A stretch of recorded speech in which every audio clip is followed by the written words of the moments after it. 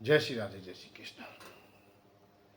नारायणं नमस्कृत्यं नरं चैव नरोत्तमं देवीं सरस्वतीं व्यासं ततो जयमुदीरयेत्। व्यासाय विष्णुरूपाय व्यासरूपाय विष्णवे नमो वे ब्रह्मांडहृदय वसिष्ठाय नमो नमः।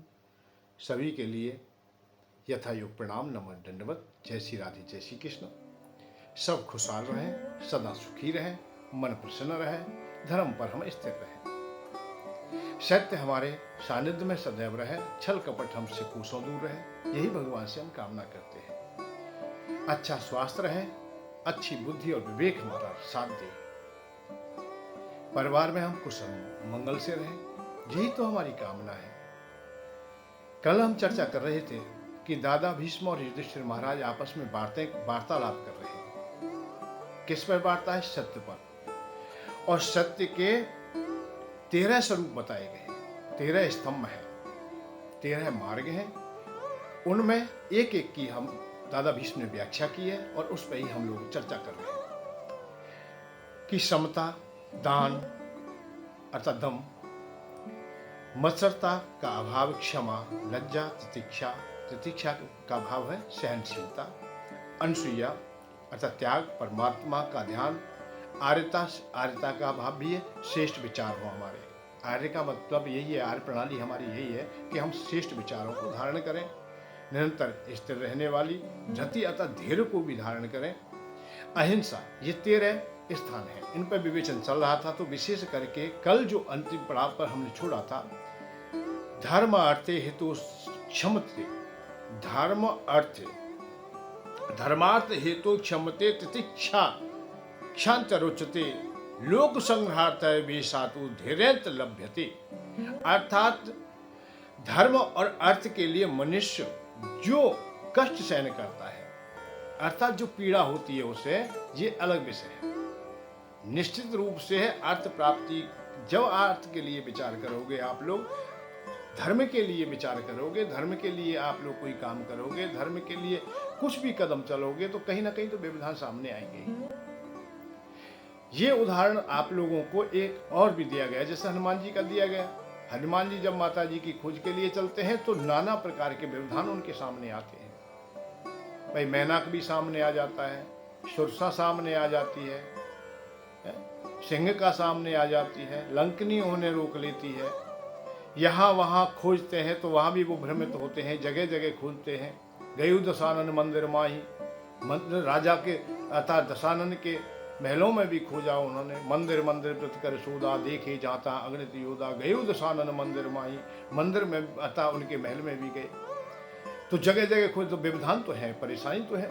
भाई कोई हमें ये मालूम हो कि अमुक जगह बैठे हैं, अमुक जगह व्यक्ति है, पता हो, यदि किसी के पास में किसी का पता हो तो वहां पहुंच जाएगा, नहीं पता है पूछ लेगा। परंतु यहाँ पूछे किससे? या तो दूसरे देश की बात है, दूसरी भाषा बोलने वाले लोग हैं, दूसरी विचारधारा है, और जो हम काम कर रहे हैं वो भी हमारा विरोधी है, क्योंकि हमारी माता का हरण किया है, हमारा अपराधी है। और कोई भी ये जान लेगा कि भारत से अर्थात आर्य लोगों में से कोई आया है, तो वो लोग तत्काल ही सतर्क हो जाएंगे, अर्थात वो हमसे दुश्मनी मानते हैं तो हमें हानि भी पहुंचा सकते हैं। तो हम पूछ भी नहीं सकते, बड़ा कठिन काम है। तो जो धर्म मार्ग में चलते हैं तो कठिनाइयां तो आती है। अब यहाँ क्या काम करता है? जब धर्म की ओर चलते हैं तो यह विवेक से काम लेना चाहिए, अर्थात धैर्य के द्वारा धैर्य भी बनाए रखे और बुद्धि और विवेक का संग करें। उतावले पने से काम नहीं होगा कि जल्दी से हम कोई काम कर ले। अब जल्दी वाला उतावली वाला होता, धैर्यवान नहीं होता, तो जब रावण सोया हुआ देखा है तो उसे ही 4 थप्पड़े मार देता। बता कहाँ है सीता माता हमारी? परंतु हनुमान जी ने ऐसा नहीं किया, उसे सो रहा है तो सोने दीजिए। अपना काम हमें स्वयं करना है। ये हमें ये कथा बहुत कुछ बताना चाहती है। अब हम लोग क्रोध में भी हों, आवेश में भी हों, उस समय भी हमारे साथ बुद्धि और विवेक अच्छा होना चाहिए, निर्मल बुद्धि होनी चाहिए, मन चंचल नहीं होना चाहिए, मन स्थिर हो, तो फिर सब कुछ ठीक होता है। भाई आप लोग जैसे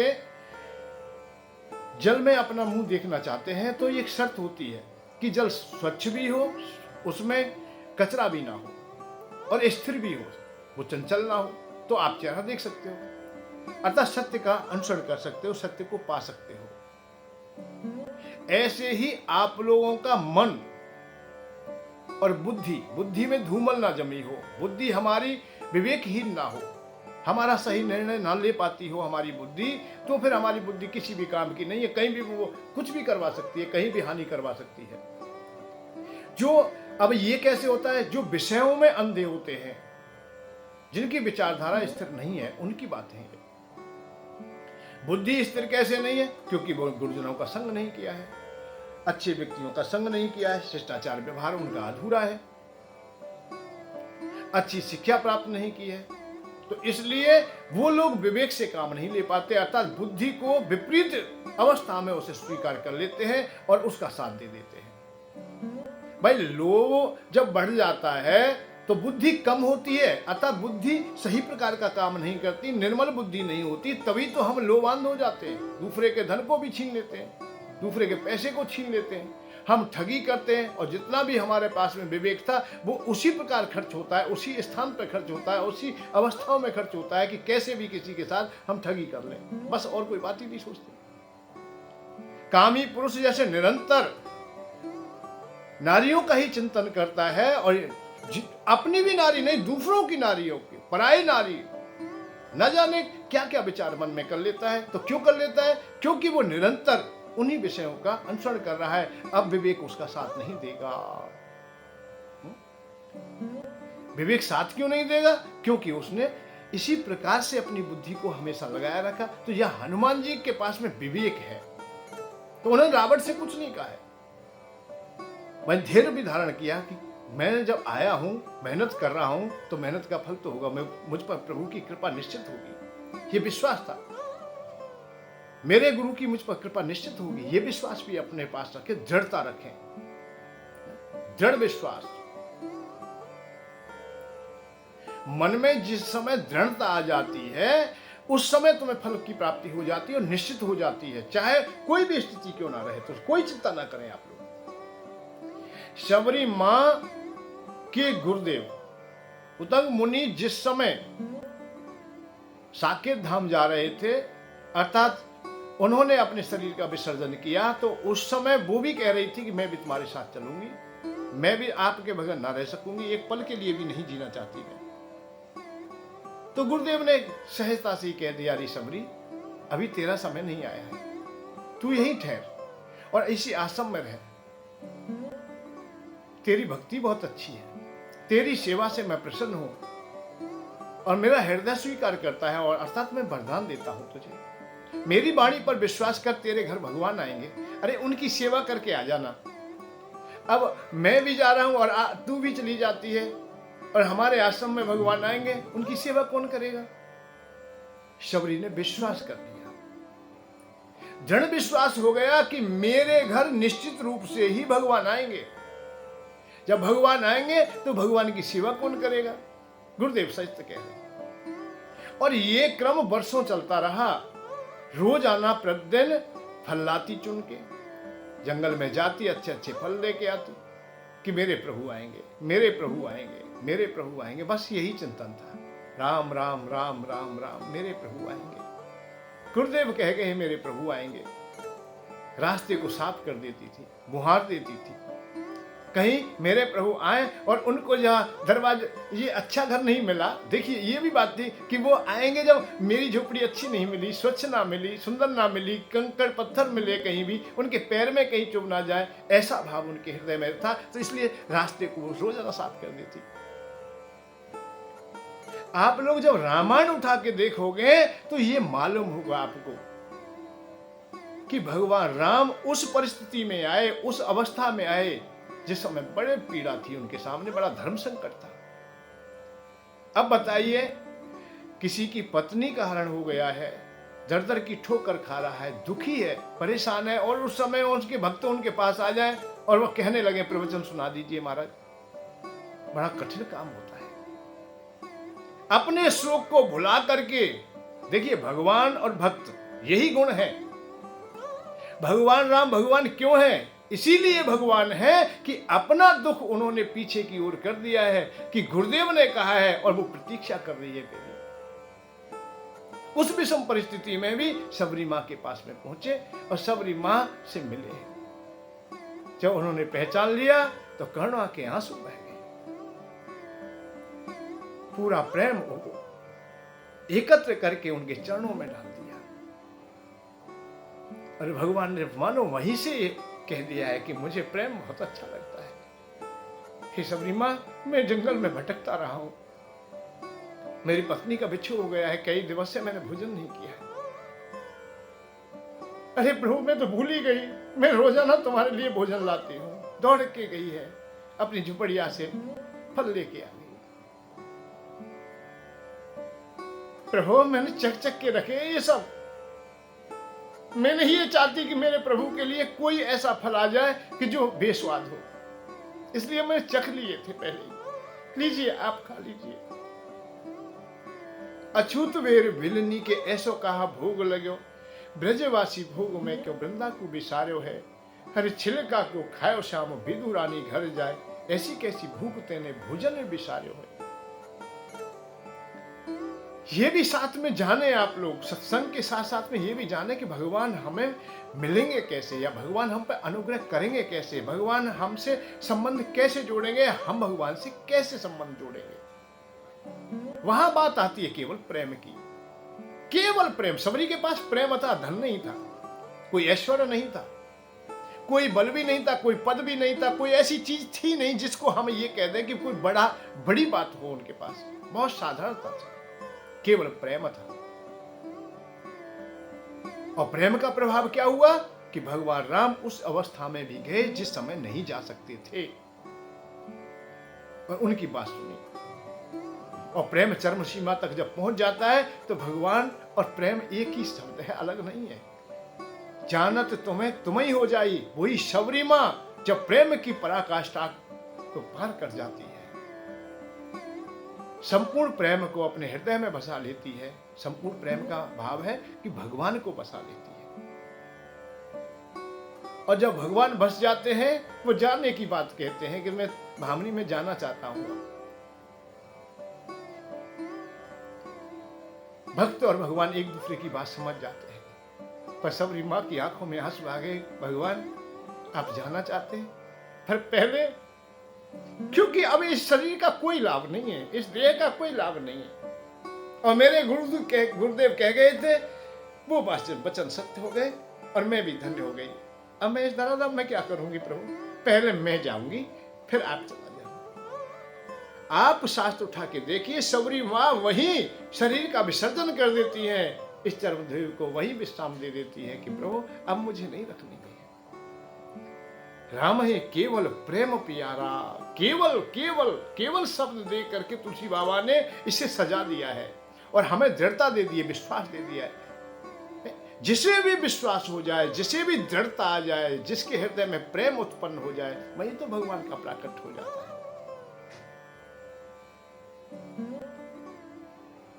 छिलका क्यों खायो श्याम, विदु रानी घर जाए। अर्थात राजमहल के भोग सुंदर, ये भी उदाहरण है कि भगवान, आप लोग ये सोचते हो पैसे वाले तब भगवान तुम्हें मिलेंगे या तुम पे कृपा करेंगे। ना ना ना, ये धनाज तो किसी पे भी आ सकता है। इसके लिए तो ज्यादा आप लोग ध्यान मत देना कि किसी के पास पैसा ज्यादा आ गया भाई भगवान की बड़ी कृपा है। ना ना ना, ना। ये तो कोई चातुरता भी हो सकती है और उसने पूर्व संस्कार ऐसे रहे होंगे, पूर्व में ऐसा किया होगा, उसे ये सोने के टुकड़े मिल जाएंगे, कोई परेशानी नहीं।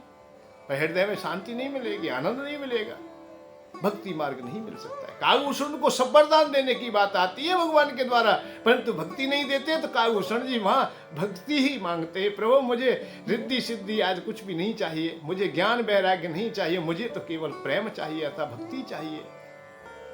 और कागभूषण जी गणु जी से यही बात कहते, हे खगनायक, मैं पूरी दुनिया भर की योनियों में मैं जाता रहा, बहुत योनि मैंने भोगी है, कितनी बार मरा हूं, कितनी बार जिया हूं, पर आज बड़ा आनंद आ रहा है मुझे, इस देह में भी आनंद आ रहा है मुझे, क्योंकि सोई पावन सोई सुभग शरीरा, जय तन पाए भजे रघुवीरा। आज मुझे मेरा मन हमेशा भगवान में लगता है, और जब मन लगता है, हृदय वहीं उड़ेले रखता है, तो ही तो सही है, तभी सार्थक है। जब ही जीवन भी सार्थक तुम्हारा तभी है जब भगवान की ओर उड़ेले रहे अपने को। सकल कर्म कर थक्यो गुसाई, और सुखी भयो न अवो की नाई। एकाग्र ने गणेश जी से कहा कि मैं आज बहुत सुखी हूं। कब हो? जब हमारे हृदय में प्रेम हो, भक्ति हो। और ये सब होता है प्रभु की कृपा। प्रभु की कृपा कब होगी? जब अपने को लेंगे। यहां अब मन और बुद्धि हमारी चंचल नहीं है, स्थिर बुद्धि है। शबरी माँ की स्थिर बुद्धि है। वो किसी बहुतों ने कहा था कि अरे कहीं नहीं, गुरुजी वैसे ही कह गए थे, अपना पिंड छुड़ाने के लिए कह गए थे, जब कहीं कोई भगवान नहीं आने वाले। पर ना, मेरे गुरुदेव ने कहा, ये दृढ़ विश्वास था।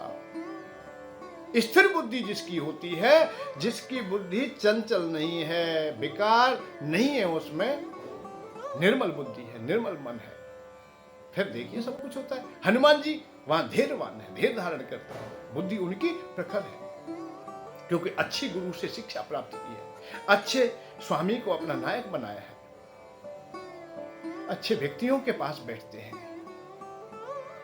हमेशा ये देखिए आप बैठते कैसे लोगों के पास है, संगत क्या है आपकी। भाई संगत जैसा करोगे संग, वैसा चढ़ेगा रंग। और ऐसी तुम्हारी मति हो जाएगी, ऐसी तुम्हारी गति हो जाएगी। किवदंती सत्या मति सा गति भवेत। अर्थात तुम्हारी मति कैसी होगी? जैसा संग करोगे, और जैसा संग किया ऐसी मति हो गई, और जैसी मति हो गई ऐसी गति हो जाएगी। तो अच्छा संग कीजिए। जो अच्छा संग करता है, फिर देखिए कैसा आनंद आता है।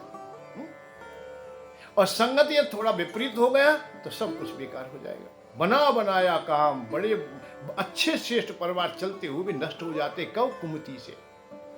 जहां कुमित हो जाता है, जहां संग विपरीत हो जाता है। अयोध्या नगरी जैसी पावन नगरी कोई दूसरी नगरी नहीं गिनी जाती थी। दशरथ जैसे महाराज, भगवान राम, लक्ष्मण, शत्रुघ्न, भरत जैसे पुत्र, सुमित्रा जैसी माता, कौशल्या जैसी मां, केकई जैसी मां, जो सदैव अपने पुत्रों पर, अपने पति पर हर प्रकार से नौछावर रहती थी। बड़ा सुखमय जीवन था, पूरी प्रजा का भी सुखमय जीवन था। परंतु कुमति का संग जहां थोड़ा भी मिल गया है, थोड़े दिन भी मिल गया है, वो कहीं ना कहीं तुम्हें बर्बाद करने में सक्षम हो सकता है। वर्षों तक चाहे आप लोग शराबियों के पास बैठते हो और पीते भी नहीं हो, बहुत अच्छी बात, नहीं पीते हो, परंतु आप लोग यदि बैठे हो तो सबसे पहले तो यही मिल जाएगा कि तुम ऐसे लोगों के पास बैठते हो, तो कोई ना कोई तो भला आदमी तुमसे कह ही देगा, चाहे नहीं पीते हो, और सबको भी पता है कि नहीं पीते हो आप लोग। परंतु उन शराबियों के पास बैठने के कारण आप लोगों की बुद्धि कभी धूमिल हो सकती है, ये भी संशय बना रहेगा। और ना भी हो तो कोई बात नहीं, वे तो पी के आपस में लड़ेंगे, अब गाली तो तुम्हें भी सुननी पड़ेगी। वो आपस में ही लड़ रहे, चाहे भैया किसी और से लड़े तो वो बचाने पड़ेंगे तुम्हें, कहीं बेहोश हो गए हैं, नाली में पड़े हैं तो वो उठाने भी पड़ेंगे तुम्हें। कोई सज्जन पुरुष मिल जाता है, अरे यार आप लोग ऐसे लोगों का संग करते हो जो रास्ते से भटके हुए हैं, तो संगत अच्छी होनी चाहिए।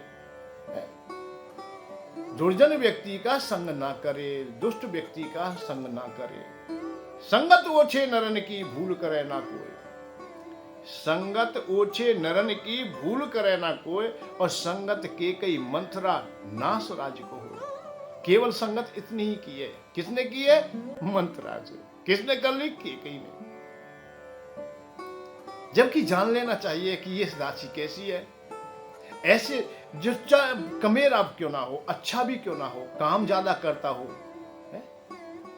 परंतु जिसकी बुद्धि धूमल है, ऊंची है, उसका संग ना करे। इसीलिए हनुमान जी ने किसी को नहीं टोका। पूरी लंका में घूम गए हैं वो, मंदिर मंदिर प्रतिकर शोधा, हर घर को टटोल के देखा, बहुत कुछ देखा उन्होंने, पर किसी को टोका नहीं, किसी से पूछा नहीं। अब ये पूछेंगे नहीं तो भाई सीता जी पाएंगी कैसे?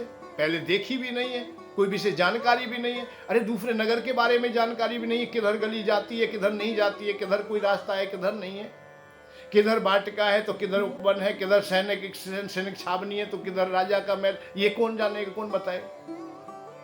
पर फिर भी अपने धैर्य बनाए रखे, बल्कि नहीं, एकाएक ही उनकी दृष्टि पड़ी। भवन एक पुन दीक सुहावा, हरि मंदिरता भिन्न बनावा। रामायुध अंकित ग्रह शोभा वर्ण न जाए, नव तुलस का वृंद तहां देख हर्ष कपराए। वहां एक तरफ जो दृष्टि गई खोजते खोजते तो एक ऐसा घर दिखाई दिया जिसके दरवाजे पर स्वस्ति वचन लिखे हुए थे, राम का नाम लिखा है। राम का भाव है कि भगवान के नाम, ओंकार लिखा हुआ है।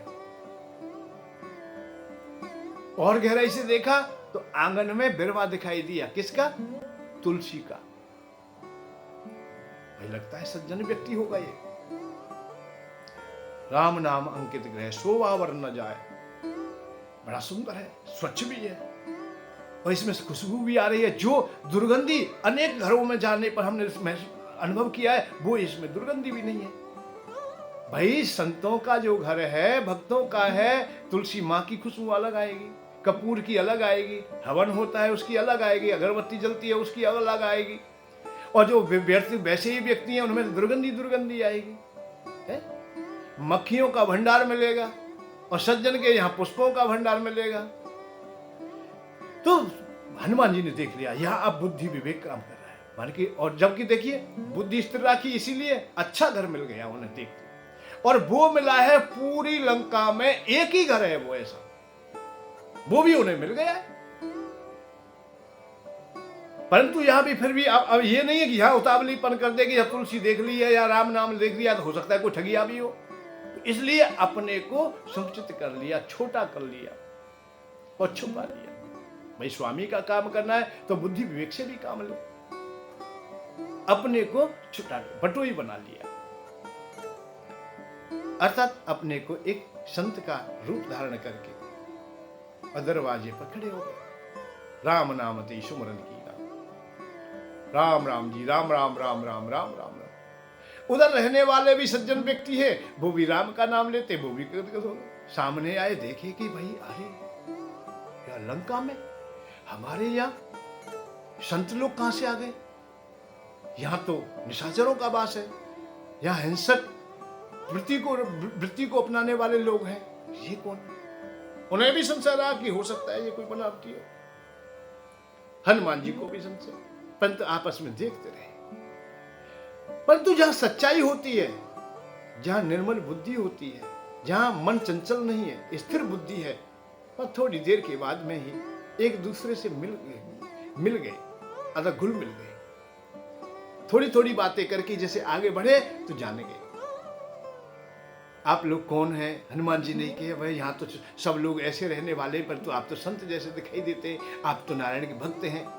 उन्होंने परिचय दे दिया कि भैया मैं रावण का भाई हूं, छोटा, मेरा नाम विभीषण है, परंतु आप कौन लोग हो? हनुमान जी ने अपने को या छुपाया तो था, परंतु जब सामने वाले को देखा है कि उसने सही कह दिया, अब इससे क्या छुपाना है। और संत भी है और विभीषण का नाम पहले भी हमने सुना है, और ब्रह्मा जी के द्वारा ये वरदान भी प्राप्त है कि उन्हें नारायण भक्ति मिलेगी,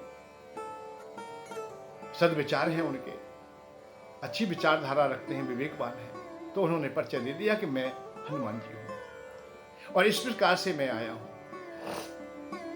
सीता माता की खोज के लिए आया हूं। तो दोनों संत जब आपस में मिले तो गदगद हो गए, आंखों में आंसू आ गया, एक दूसरे की आंखें भर आई। जहां प्रेम उमड़ता है, जहां प्रेम होता है, वहां एकाकार हो जाता है, उसे कोई भी बदल नहीं सकता है। तो प्रेम एक दूसरे के सामने आ गया, बिल्कुल उड़ेल दिया अपने को, और वो उनसे बातें कर रहे, वो उनसे बात करें, और दोनों प्रेम भरी बातें करें। भैया आ जाओ, बैठ जाओ। जब बैठ करके बात की तो विभीषण जी ने तो केवल ये कहा है कि मैं इस नगरी में रहते हुए पूरा जीवन यापन हो रहा है, पूरा जीवन जाता रहा, परंतु मुझे कोई ऐसा रास्ता चाहिए जिससे कि प्रभु मुझे प्रत्यक्ष दर्शन दे दे, भगवान राम मुझ पे कृपा करें। मैंने सुन लिया है, मैंने बाबा के द्वारा सुन लिया है, मेरे पिता भी मुझसे कह के गए हैं और मैं जान गया हूं वो समय आ गया है। मेरा भाई भाई तो है मेरा, परंतु आताताई है। वो अधर्मी, वो मानता नहीं। बहुत बार समझाने का प्रयत्न किया है पर समझता नहीं है। पिता ने भी समझाया है, बाबा ने भी समझाया, सबने समझाया है, पर किसी की नहीं मानता है। परंतु मुझ जैसे पर भी भगवान कृपा करेंगे क्या? तो हनुमान जी यहाँ अपना परिचय देते हुए सहजता से ही बात आती है मेरी इशारे की, कहने की, कि जहां दृढ़ता होता है, जहां विश्वास होता है, हनुमान जी अपना परिचय देते हैं और अपने को इतना उड़ेल देते हैं। जब विभीषण ने पूछा, तामस तनकज साधन नाही, प्रीत न पद सरोज मन माही, अब वो भा भरोस हनुमंता, और बिन हरि कृपा मिले नहीं संता। भगवान की कृपा के बगैर संत भी नहीं कृपा करते या नहीं मिलते हैं। आप मुझे मिले हैं, ये मेरे बड़े भाग्य है। परंतु मैं चाहता हूं कभी मुझे भगवान भी मिल जाए, अतः उनके दर्शन भी मुझे हो जाए।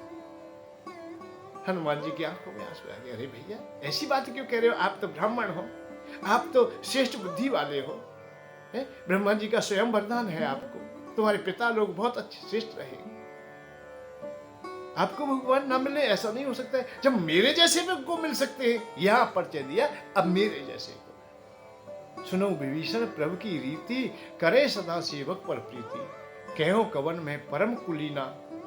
अरे भैया, मेरा कुल कौन कहाँ अब अच्छा है? आप तो ब्राह्मण लोग, आप तो अच्छे लोग हो। कहो कवन में परम कुलीना, कपि चंचल सब ही विधीना। कपि स्वभाव है मेरा, मानव जाति से हूं, बुद्धि विवेक मेरा निर्णय सही नहीं कर पाता भैया, चंचल स्वभाव है मेरा। ये तो हम जन्म से ही हमें ये स्वाभाविक गुण मिला हुआ है कि हम चंचल हैं। कब चंचल सब ही विधिना, विधि विधान भी नहीं जानते। और प्रात ले जो नाम हमारा, तह दिन ताहे न मिले आहारा। ये हनुमान जी अपने को उड़ेल रहे हैं। जैसे विभीषण ने कहा, तामस तन कछु साधन नाही, पीत न पद सरोज मन माही। ताम भैया, मेरा तामस स्वभाव, ये तन भी ऐसा ही है। प्रीत न पद सरोज मन माही, प्रीति होती ही नहीं भगवान से। मैं बार बार ध्यान लगाता हूँ, बार बार भगवान की ओर जाता हूँ, मेरा मन कहीं ना कहीं संसार के विषयों में फंस जाता है। तो हनुमान जी यहाँ कह रहे, प्रातः नाम भी कोई ले लेते हमारा, तो उन्हें ताहे दिन मिले आहारा। असमय अधम सखा सुन मोहू पर रघुवीर, कीनी कृपा सुमेर गुण भरे विलोचन। मैं तो केवल यही है कि दृढ़ता जब तुम्हारे पास होगी तो फिर कोई परेशानी नहीं होगी, और दृढ़ता की जहां कमी हो जाती है वहां सब कुछ बेकार हो जाता है। बस विवेक और दृढ़ता हमेशा बनी रहनी चाहिए, और विवेक जब अधूरा होगा तुम्हारा, तभी सब कुछ बेकार हो जाएगा। यहां बात यही है कि धर्म की ओर जब चलते हैं हम लोग, तो कहीं ना कहीं व्यवधान आता है, परंतु वो कैसे पार होगा कि आप दृढ़ता से विश्वास करें। यहां दादा भीष्म यही बात युधिष्ठिर महाराज से कह रहे हैं कि आप दृढ़ता हमेशा बना के रखें। धर्म अर्थ तो क्षमते तिक्षते शांति रुचते, अर्थात जब आप लोग धर्म और अर्थ के लिए आगे बढ़ोगे तो कष्ट तो होगा ही, कुछ ना कुछ पीड़ा हो सकती है। अर्थ भी वही अवस्था है, अर्थ की भी। अर्थ भी सहजता से प्राप्त नहीं होता। अर्थ भी भगवान जैसे नहीं मिलते, ऐसे अर्थ भी नहीं मिलता, क्योंकि अर्थ भी तो प्रकृति है, अर्थात लक्ष्मी माँ कहा गया है, ऐसे ये भी सहज से नहीं मिलता है। पावत चाहत धन को कष्ट अनेक प्रकार, धन वियोग ना सह सके समझे प्राणाधार। अर्थात धन पाना चाहना, चाह हो जाए, इच्छा ही हो जाए कि मैं धनी हो जाऊं, मुझे धन मिल जाए, बस यही से प्रारंभ कष्ट हो जाते हैं। नाना प्रकार के द्वंद्व प्रारंभ हो जाएंगे, ना जाने कितने कष्ट होंगे हमारे सामने, कितनी पीड़ा होंगी। जिन लोगों से हमें नहीं मांगना चाहिए वहां हम जाकर के मांग सकते हैं, उनकी टहल कर सकते हैं। दुर्जन लोगों की भी सेवा करना हो जाता है। उस अवस्था में हमें पढ़ना चाहिए था, वहां फिर भी हम टहल पर लग जाते हैं। उन लोगों की सेवा नहीं करनी चाहिए, उनकी भी सेवा करते हैं। अर्थ बहुत कठिनाई से प्राप्त होता है। और एक और बात बताऊं मैं, कि भगवान का मिलना मेरी समझ से तो सहज है, तो अर्थ का मिलना कठिन है, क्योंकि भगवान ने तो कभी ऐसा कहा ही नहीं है कि मैं अमुक स्थान पर ही मिलूंगा। वो तो सर्वत्र है और हर गांव हर नगर में मंदिर है। जीविका के लिए, जीविका के साधन हो सकते हैं किसी गांव में ना हो, फैक्ट्री ना हो गांव में, बड़े व्यापारी ना हो, बड़े धनवान लोग ना हो सकता है, पर ऐसा कोई गांव नगर नहीं है जिसमें मंदिर ना हो, जिसमें भगवान का कोई स्थान ना हो। किसी ना किसी रूप में भगवान का स्थान तो है। सिया राम में सब जग जानी, मया सर्वम मिदम व्याप्तम मयि सर्व प्रतिष्ठितम। भगवान ने तो स्वयं कह दिया है मैं सब जगह व्याप्त हूं, सब जगह स्थित हूं, सब जगह प्रतिष्ठित हूं। ऐसी कोई जगह ही नहीं है जानी हूं भाई, हर अवस्था में हूं। जैसे मिश्री में मिठास हर जगह है, ऐसी प्रकृति में भगवान है। सागर में जल हर अवस्था में है, तो ऐसे ही मैं हूं। अनंत कहा गया है, आकाश की भांति कहा दिया है, अच्युत है, अभेद है। तो भगवान के तो अनेकों दिव्य रूप है, भगवान तो अलग है ही नहीं, परंतु धन पाना बड़ा कठिन होता है। हम लोग देखते हैं कि अपने गांव को भी छोड़कर, नगर को भी छोड़ करके दूसरे नगरों में चले जाते हैं, अपने देश को भी छोड़ देते हैं, और धन के लिए ना जाने क्या क्या मानव कर देता है। धन बड़ी पीड़ा देता है। वैसे धन अभाव होता है तो बहुत कष्ट तो होता ही है धन के अभाव में, और उसमें भी कोई ऋणी हो जाए, कोई कर्जदार हो जाए, कैसी पीड़ा होगी। पूरे शास्त्रों को जब आप लोग पढ़ के देखोगे, खोज के देखोगे, उड़ेल अपने को उड़ेल देना उनके सामने, या उनको अपने सामने उड़ेल लेना, उनमें अर्थ भी साथ साथ चलेगा, या सत्य के साथ भी अर्थ है, या धर्म के साथ भी अर्थ है। अर्थ के बगैर नहीं चल सकते आप लोग। भाई आपके घर में पंखा चल रहा है, बिजली चल रही है, तो उसमें भी अर्थ है।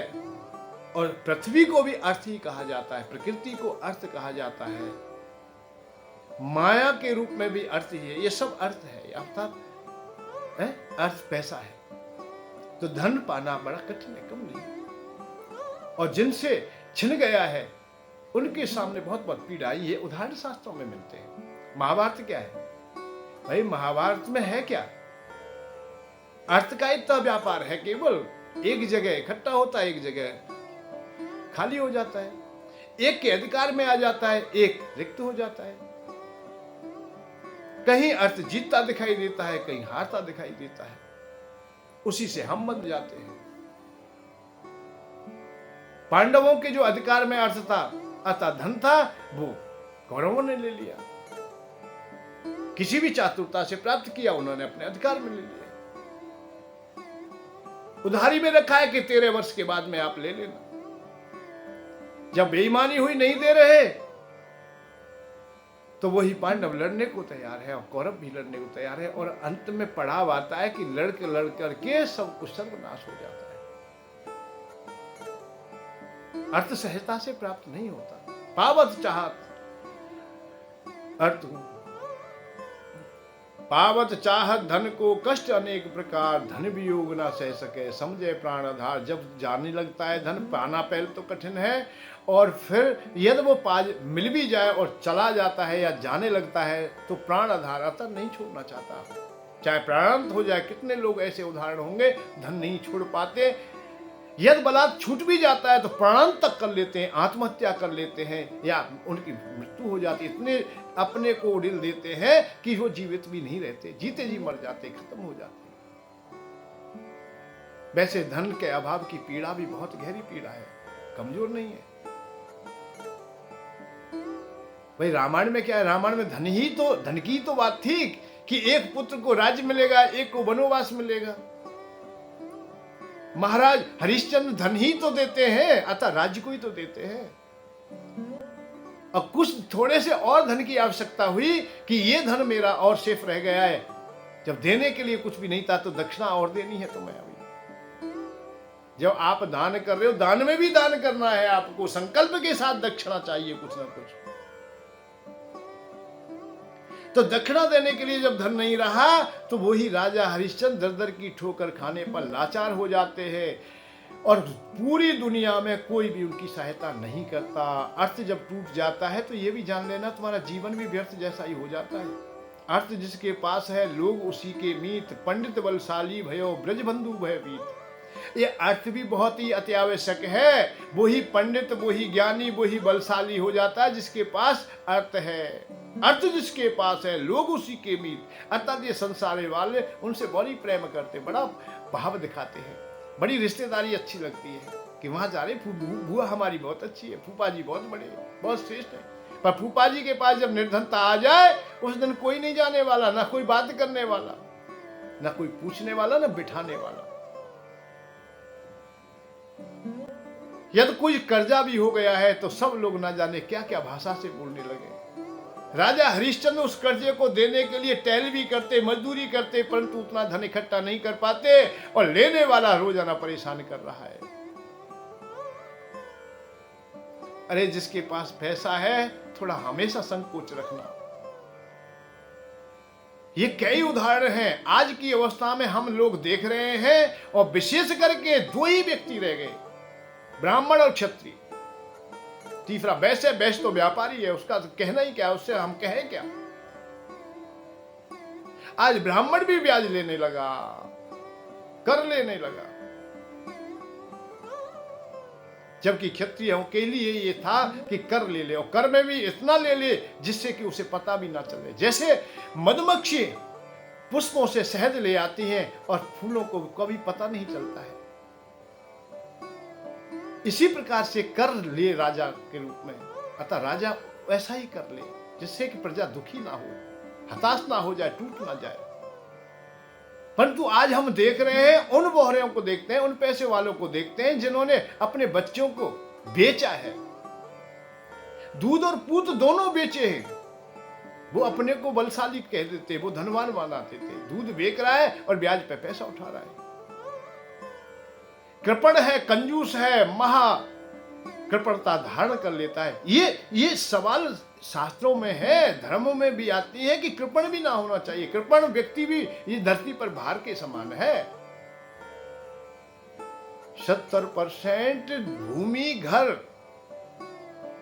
ब्याज के कारण बिक जाते हैं, बच्चे फुटपाथ पर आ जाते हैं, पर धन के लोभी क्षमा नहीं करते। ये शांति का मार्ग नहीं, शांति कभी मिलेगी भी नहीं, ये ना सोच ले मिलेगी। शास्त्रों में, पुराणों में, महाभारत में विशेष करके कहा गया है कि जो ब्याज खाने वाले हैं उनके यहां तो पानी भी मत पिए। श्राद्ध में वो ब्राह्मण बिठाने के योग्य नहीं है जो ब्याज खाते हैं। और ब्याजी लोग के यहां भी भोजन, श्रेष्ठ ब्राह्मण भोजन नहीं करेगा, ये भी मैं बता रहा हूं तुम्हें। क्यों कि ब्याज से ज्यादा कोई भी पापाचार नहीं होता है। क्यों कि वो तो हिंसा से भी गहरा है, क्योंकि अर्थ तो पूरे परिवार को नष्ट कर देता है, पूरे जीवन को नष्ट कर देता है।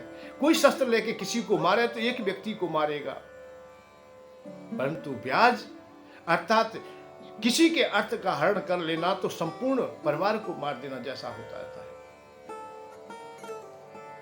विश्वामित्र महामुनि राजा हरिश्चंद्र के सामने रोज खड़े हो जाते हैं कि मेरा पैसा मुझे चाहिए, मुझे चाहिए। वो हाथ जोड़ते हैं कि मैं निश्चित दूंगा, मैं टहल कर रहा हूं, मैं मजदूरी करके, कोई चिंता ना करो, मैं दूंगा। उस व्यक्ति से कह रहे जिसने पूरा राज्य दान कर दिया है, दे दिया है। ये दुनिया बड़ी निष्ठुरता से भर जाती है कभी कभी। अंतिम पड़ाव आ गया, शाम का समय है। एक फटेहाल धर्मशाला के किनारे ठहरे हुए हैं, छोटा बालक संग है, उनकी पत्नी है सत्यव्रत को पालन करने वाली तारा अपने आंचल में बच्चे को दुबका लेती है, दूध पान करा रही है। छोटी अवस्था है। अब तो वो स्थिति भी चली आई है सामने कि आंचलों में भी अब दूध सूख गया है, अपने बच्चे का पेट भी नहीं भर पाती।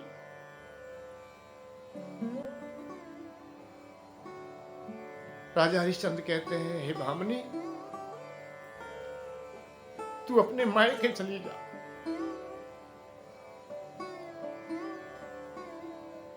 जिससे कि तेरा जीवन सुख में रहेगा। मैं बड़ा अभागा हूं। मैंने देवताओं के सामने संकल्प लिया था कि तेरी हर व्यवस्था करूंगा, परंतु मैं आज अधूरा हो गया हूं। मुझे क्षमा कर देना। मैं ऋण से उऋण होना चाहता हूं। जो मैंने वचन दिया है उस वचन का सत्य रूप में पालन करना चाहता हूं। मैं आज अपने को बेच दूंगा, पर ऋण से उऋण हो जाऊंगा। हे स्वामी, वो पत्नी ही क्या है जो पति की सेवा न कर सके, छाया की बात उनके साथ न रह सके। मैं कहीं ना जाऊंगी। ये वचन मेरा भी है, ये धर्म मेरा भी है। मैं फिर कहाँ रहूंगी? मैं तो सब कुछ व्यर्थ जीवन हो जाएगा। बगैर पति के तो जीवन होते हैं। पहले मुझे बेच देना, मुझे निश्चित बेचना। दोनों आपस में बतलाते हैं तो वो अवस्था क्या होगी? दोनों क्या सोचते होंगे, क्या विचारधारा रही होगी, कैसे कैसे शब्द आते होंगे उनके हृदय में।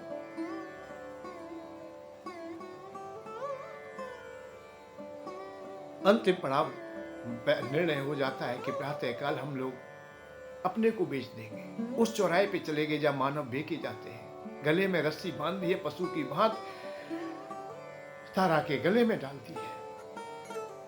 राजा हरिश्चंद्र रोते हैं, आंखों में आंसू है, आवाज लगाते हैं, रुहां भरी आवाज कि कोई मेरी पत्नी को ले लो, कोई सेवका ले लो, कोई दास खरीद लो।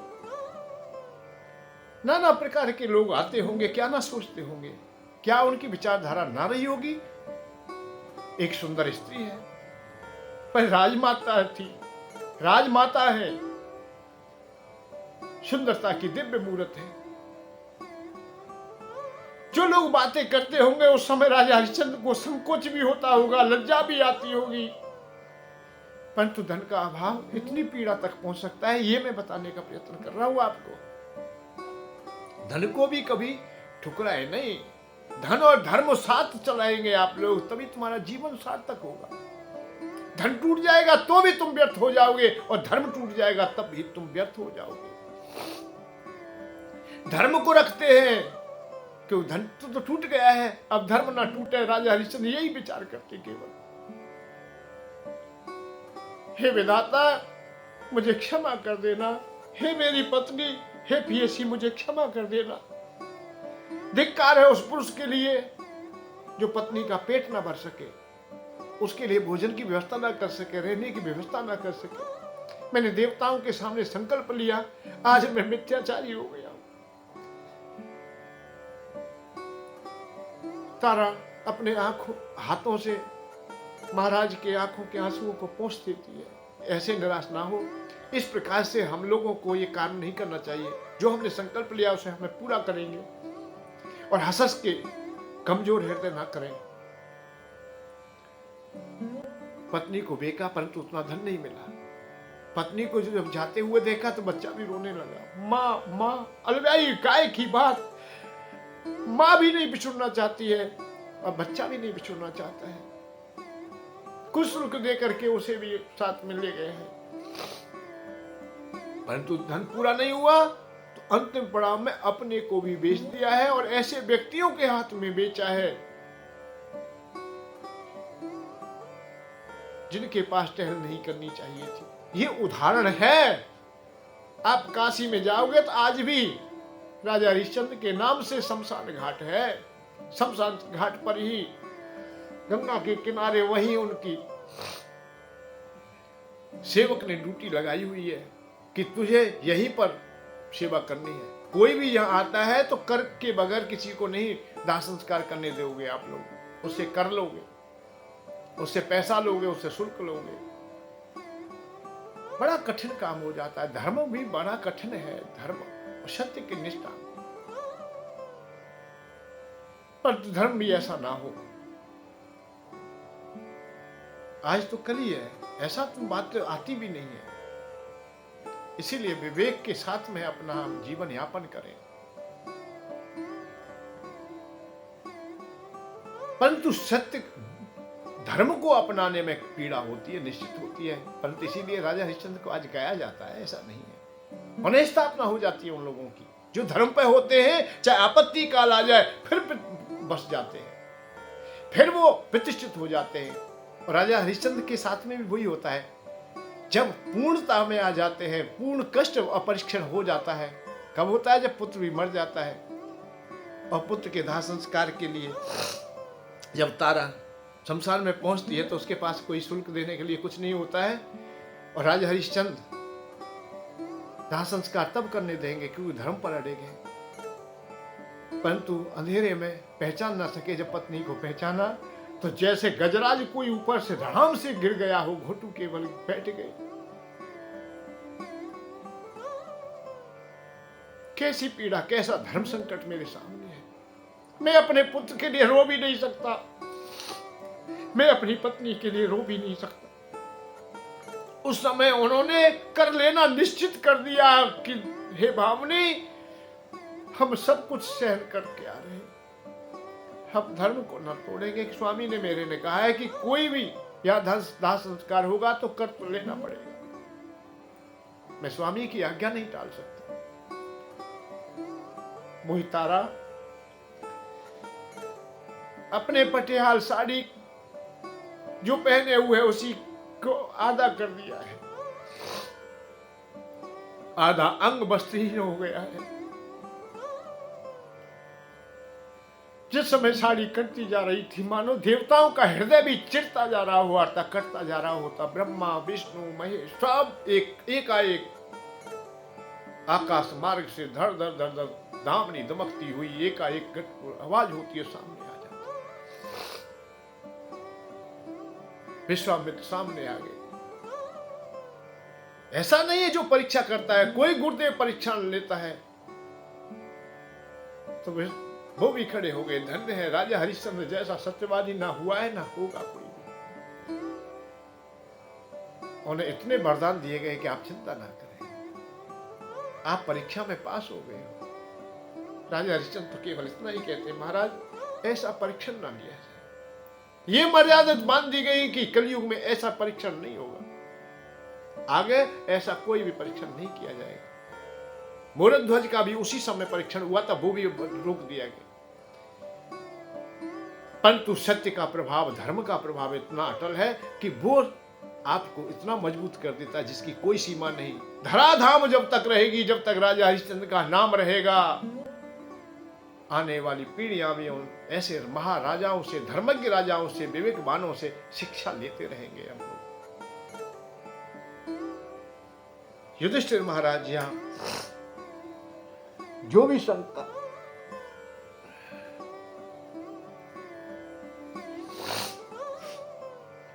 शंका रखते हैं उन सब का समाधान करते हैं। विषयों की आसक्ति का त्याग, ये भी सत्य पर ही आधारित है। त्याग स्नेह सत्य त्यागो विषाणाम तथैव च, विषयों को त्याग दे, विषयों में अंधा ना हो। इस पर प्रवचन वैसे मैंने बहुत बार किए हैं। विषय त्यागे नहीं जाते, बड़ा कठिन काम होता है, तो इसे विवेक के साथ ही उपयोग में लाएं। जैसे भोजन के साथ में नमक की प्रधानता है, आवश्यकता है, ऐसे ही जीवन में विषयों की आवश्यकता निश्चित है। विषयों के बगैर आप नहीं जी सकते। लवण बिना सब व्यंजन फीके, विषय लवण दो एक से जो कोई जाने डाल। यहां विवेक की बात है। विषय तुम्हारा कोई भी कुछ नहीं बिगाड़ सकता यदि विवेक के साथ उनका उपयोग किया जाए। ना तो क्रोध कुछ बिगाड़ेगा तुम्हारा, क्योंकि क्रोध तुम्हारा किस पे आ रहा है? धर्म की रक्षा के लिए यदि क्रोध है, गरीब की रक्षा के लिए क्रोध है, देश धर्म की रक्षा के लिए क्रोध है, तो तुम्हारा क्रोध श्रेष्ठ है। दीन दुखियों को सताने के लिए आया है तो वो अपावन है, वो बेकार है, वो तुम्हें नष्ट कर देगा। भगवान राम भी क्रोध रखते हैं और रावण भी क्रोध रखता है। रावण का क्रोध बुद्धिहीनता को धारण करके, अर्थात कामांध होकर के, क्रोधात होकर के विषयों को स्वीकारते हैं, और भगवान राम का काम हमेशा विवेकवान होता है।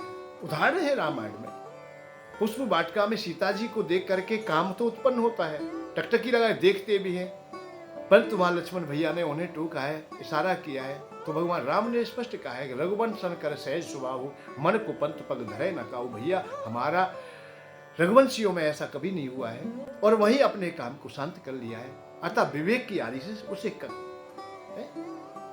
सही कर लिया है, वहां से आगे नहीं बढ़ने दिया। अब विवेकहीनता आ जाती तो दोनों राजकुमार हैं, दोनों भैया हैं, बलवान हैं, सामर्थ्यवान है, वहां से हो सकता है सीता का हरण कर लेते, पर नहीं, काम में अंधे नहीं है, वो विवेकवान है। और रावण ने तो केवल सुना ही था कि सीता बहुत सुंदर है, इतना हरण के लिए चला ही गया। तो एक विषय में अंधा है और एक विवेकवान है। विषय तुम्हारे अच्छे हों, अर्थात उनका उपयोग करना, विवेक के अनुसार उपयोग करते हो आप लोग, तो आप लोग श्रेष्ठ पुरुषों में गिने जाओगे, श्रेष्ठ संतति तुम्हें प्राप्त होगी, अच्छी पत्नी का संग तुम्हें मिलेगा, अच्छे माता पिता, सब चीज सब कुछ अच्छा ही अच्छा होगा, और नगरवासी पुरवासी और आने वाला युग भी तुम्हें सम्मान देगा, निश्चित देगा, यदि विषयों का अच्छी प्रकार से प्रयोग किया है तो। यदि एक भी विषय तुमसे विपरीत हो जाता है, अर्थात वो अंधापन ले आता है, तो तुम्हारा जीवन बर्बाद हो जाएगा, इस बात को भी जान लीजिए। तो विषयों के बारे, विषयों की आसक्ति का जो त्याग बताया गया है वो यही त्याग है। अंधे ना हो जाए, बस अंधे ना हो। कामी नार प्यार जिम लोभी प्रिय जिंदाम। अरे यहाँ जो ये दोहा जो कह रहा है तुलसी बाबा कह रहे हैं, वो अंधेन की बात हो रही है। कामी नार प्यार जिम, जो निरंतर नारियों का ही चिंतन करता है, अपनी नारी का चिंतन नहीं कर रहा है, वो ये मत समझिए अपनी नारी की बात कर रहा है। वो तो जो भी नारी मिले, जो भी देखे, फोटो में भी देखे, चाहे टेलीविजन में देखे, चलते फिरते देखे, मेले तमाशे में देखे, घूरता ही रहेगा, और कैसे भी ये प्राप्त हो, ये संकल्प मन में देखता है। रात में भी स्वप्न वो यही देखता है, ये कामांध की बात है। लोभांध इसी तरह धन ही देखता है, इसका धन मुझे मिल जाए, इसका मुझे मिल जाए। बैंक में भी जाएगा तो वो नोट गड्ढियों को देखेगा, नोट, चाहे खाते में अपने में 500 रुपए भी नहीं है, तो दूसरे के लोभांध व्यक्ति। और एक और बात बताए तुम्हें, इनको प्राप्त करने के लिए भी वो सुगम प्रयत्न नहीं करते, वो अच्छा प्रयत्न नहीं करते। भाई तुम्हारे पास सुंदर पत्नी नहीं है, विवाह अच्छा होना चाहिए, इसके लिए प्रयत्न कीजिए। प्रयत्न क्या है?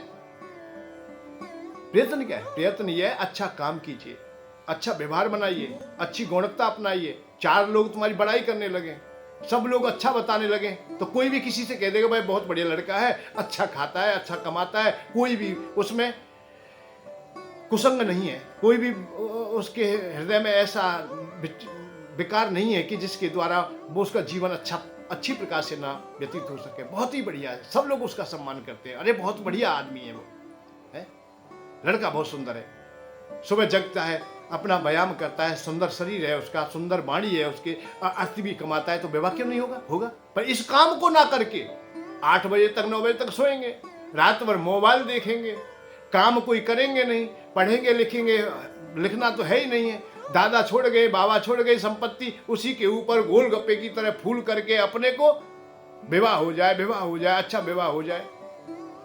कोई बुद्धिहीन व्यक्ति तो कर देगा, दादा की संपत्ति पर जी रहा है। बहुत लोग ये जरा और घर से विवाह कर देते हैं, जबकि वर से विवाह करना चाहिए। देखिए, कन्या का विवाह हमेशा वर से होता है, ये शास्त्रों में, पुराणों में, सब जगह है ये।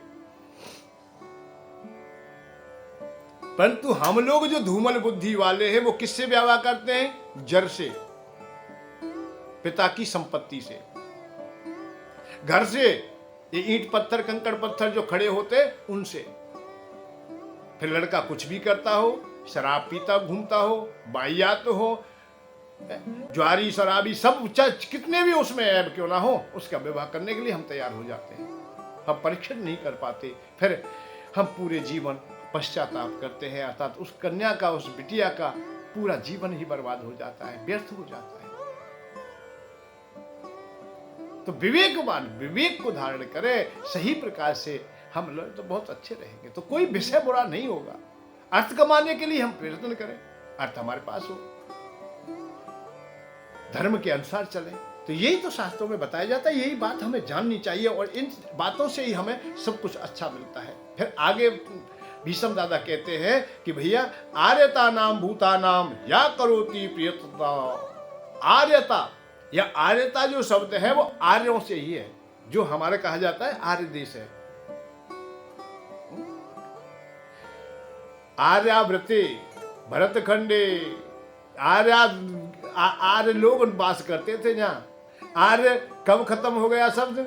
जब आर्यता से हम गिर गए। आर्यता में है श्रेष्ठता, श्रेष्ठ बुद्धि, श्रेष्ठ विचार, जहां हमारे विचारों में धूमल ना जमी हो, छल कपट ना हो, बेईमानी ना हो, हम सब पर अनुग्रह करते हो। पड़ोस में भूखा बैठा है तो उसके लिए भी भोजन की व्यवस्था करते हो, फटेहाल है तो उसकी व्यवस्था करते हो, किसी गरीब की कन्या सयानी हो गई है तो उसकी सहायता करके विवाह समय पे कर दिया जाए। सामूहिक काम कोई हो रहा है गांव में, नगर में, उसमें हम सहयोग करें, हम समाज की बात मान लें, समाज में अच्छे निर्णय किए जाए, अच्छी बात स्वीकारी जाए। आर्यता का मतलब ये महाभारत में स्पष्ट आया है कि आर्य हो तुम। आर्य हो, वचन दे करके तुम फिरोगे नहीं। तुमने वचन दिया है, तुम मानोगे बात। तुम्हारी शरण में कोई आया, उसकी सहायता करोगे। ये बात है कि आर्य हो, कि आर्यता है तुम में। आज की अवस्था चाहे कोई भी हो, आज तो नाम हो सकता है कि कोई व्यक्ति भी भगवान कृष्ण का नाम, मेरा नाम कृष्ण है कह दे, श्री राम जी मेरा ही नाम है। राम जैसे गुण है नहीं, पर राम जी है। कृष्ण है, कृष्ण जैसे गुण नहीं। अमर सिंह है, सदा बीमार रहे, नाम अमर सिंह और सदा बीमार। सिंह जरूर लगाएंगे पीछे, वैसे हम घर में चूहों से भयभीत रहता है।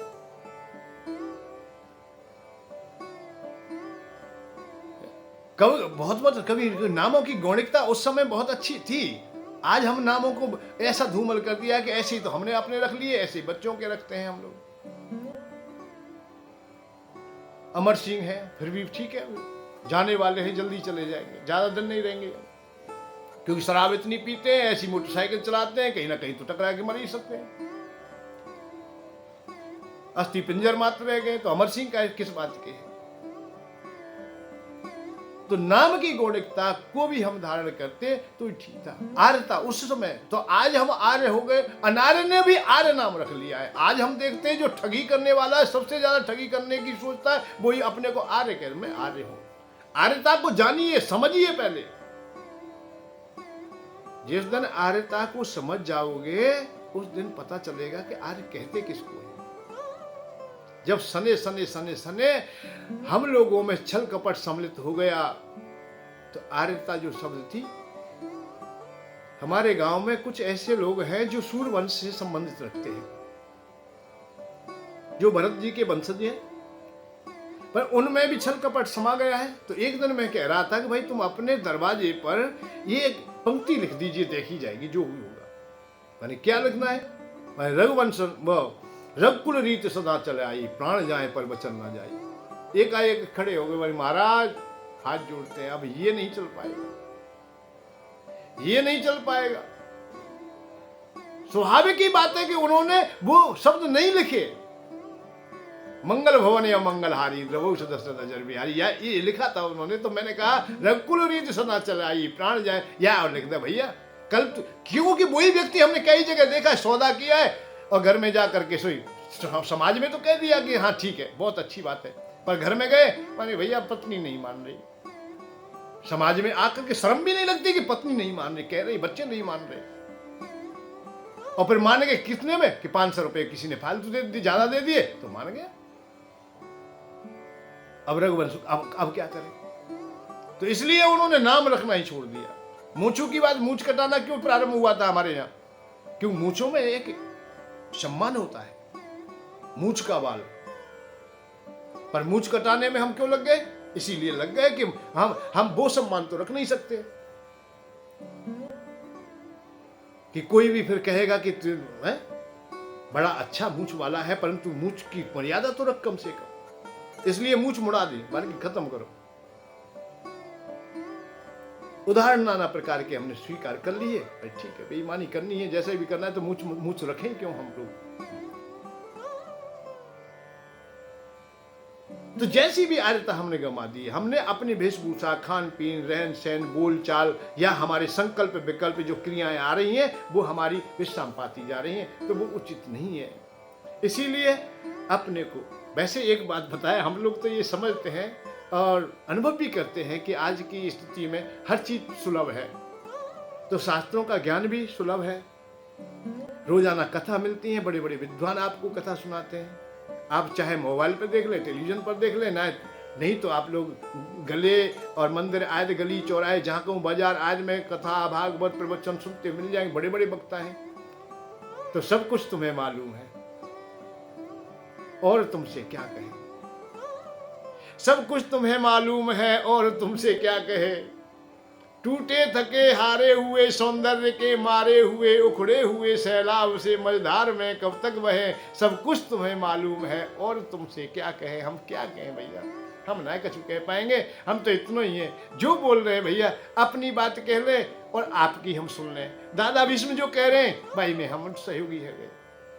मंदिर ही मंदिर है यहाँ, क्या ढंग है आखिर यहाँ, दो बूंद आंसू तक नहीं प्रेम की खातिर यहाँ, कभी मन यहाँ रंगता नहीं, किस नगर जाकर रहे, सब कुछ तुम्हें मालूम है और तुमसे क्या कहे। हम ना कह पाएंगे भैया। आप स्वयं में भी ज्ञान है, बुद्धि और विवेक है, इसलिए मैं तो जितनी भी बात कहता हूं उतनी ही बातें हैं कि अपने विवेक को उपयोग में लाइए, सनातन धर्म को समझिए, सत्य को समझिए और झूठी और व्यर्थ की बातों को कम कर दीजिए। एक साथ नहीं खत्म होंगी, कम कर दीजिए। आज धर्म में भी अधर्म सम्मिलित हो गया है, प्रवचन में भी असत्यता प्रारंभ हो गई है, अर्थात उसमें भी सम्मिलित हो गई, झूठ छल कपट सम्मिलित हो गया है। कहीं कोई तुम्हें मांगता मिल जाए, वो जितना बड़ा मुंह बना रहा है कि मैं भूखा हूं, वो भूखा नहीं है, उतना भूखा नहीं है। वो जितना फटेहाल दिखाई दे रहा, फटेहाल नहीं है। वो तुम्हें ठग रहा है। बस इतना जानिए कि कौन ठग रहा है, कौन नहीं ठग रहा है, किसे आवश्यकता है नहीं।